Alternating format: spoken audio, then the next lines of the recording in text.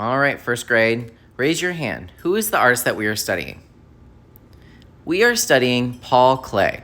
Paul Klee was known for doing abstract artwork. Could anyone raise their hand and tell us what abstract means? Abstract means that it kind of looks real, but it doesn't look like something we'd see in real life. It looks a little bit more crazy and different. Alrighty guys, so today is all about color. What we did last time was we drew a crazy face. We're inspired by the artist Paul Klee, and remember he did more abstract. So you can think about your features like the eyes, nose, mouth, either realistic or you can take it a little bit more abstract because obviously people don't have 3 eyes. And think about the ways that you use geometric shape, organic shape, and a background. Today is all about color. For the first 10 minutes, we're gonna be watching a little bit of Madi and Dada. I'm gonna put the show on YouTube and you can watch it while you work and maybe that will help inspire you. So yes, we're going to be voice level 1. It's gonna be a whisper. If I see that you're whispering, I might even give you a little prize while we watch Madi and Dada. After Madi and Dada is over, you can go back to voice level 2. So here are your options. I want you to practice using the crayon and your markers. Now I want to show you a trick about crayon. Not many people know this. All right, how many crayons am I holding in my hand? Hope you said 1, but now, did you know that there's a trick with crayon? How many colors do you think I can make with this crayon? I hope you said 2. So look, if I go softly with the crayon, I get a light blue. But if I press just a little bit harder, I get it hard and waxy. Look, there's 2 different colors here. So if I wanted to do this guy's hair, I could color it softly and give him some blue hair.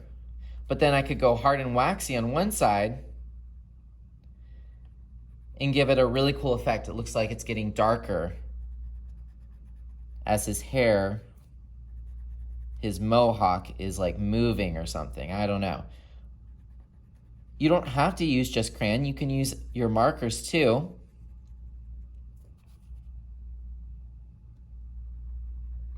You guys are going to be in charge of coloring this whole paper. That's why I asked you to split up the background. That way you won't be bored.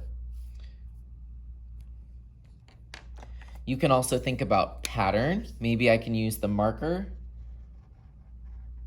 and add a pattern right here. Does his face have to be a normal color?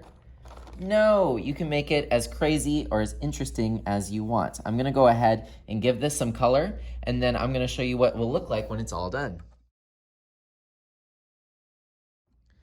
All right, so let's pretend I colored for a little bit. I did some hard and waxy, got some really cool kind of ombre effects. Hey, Mr. Bofield, I'm done. Nope, I'm looking for color 100% over it. It might mean you need to go back, add some pattern, maybe add some color in the background, but this needs to be 100% colored before you can move on to our next activity.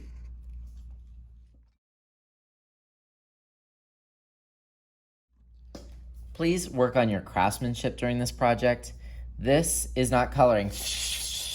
Slow down, go in one direction, and it's faster too. So you're gonna be wanting to finish and you're gonna start scribbling. If I see you start scribbling, you are not going to be finished with this project. Just go slow. Don't forget to maybe try out using the ombre, making things a little bit darker near the edges. That gives it a little bit more interest. Am I done yet? No, I still need to do the background.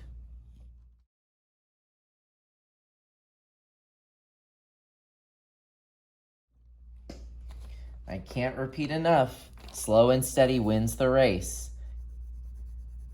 You can color faster if you hold your crayon like a magic wand. I would say use the marker for lines like this, but if you're gonna color, the fastest way to do it is crayon. Scrabbling is just wasting your time because I'm gonna tell you to go back and fix it. Okay, Mr. Bofield, I'm done. I want to move on. Let me do another activity. Do you think this person is done? No. I am going to make sure that you have covered 100% of your paper with color. This is first grade. You guys are going to turn in first grade projects this year. Once this is completely done, you may go ahead and raise your hand. I'll double check it. Or follow the green arrows and come find me today. And we will move on to our next activity. Before you can move on, you must clean your table. Please put away all markers, all crayons. Make sure the marker lids are face up. This is zipped up.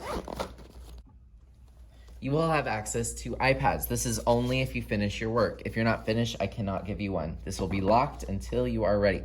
If you're ready to use the iPad, you're gonna press the red button. And then sometimes it's locked. If it's locked like this and you see like a black screen, let me lock it real quick. Bam. You can press the button over here. This is called the home button twice and it will unlock. You can scroll and there's one app I want you to try. It's called The Faces I Make. It has this really weird guy with glasses. Do you see him? You'd press that. It takes a little bit to load, but you guys are going to make a crazy face. If the volume is up like this, just press the buttons over here, down, down, down, down, down, until the sound goes away. You'd press play. You can skip these random lessons. You don't need it. Just press X, X, X, X, X. All right? Create a face.